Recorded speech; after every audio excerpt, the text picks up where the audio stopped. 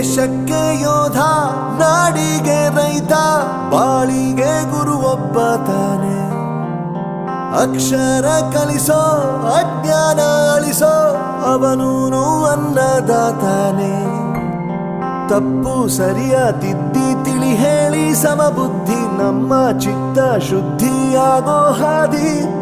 ಎಷ್ಟೇ ದೂರ ಹೋದ್ರೂ ಮರಿಬೇಡ ನಿನ್ನ ಬೇರು, ನಿನ್ನ ಸಾಧನೆಗೆಲ್ಲ ಇದುವೇ ಆದಿ. ಪಾಠಶಾಲಾ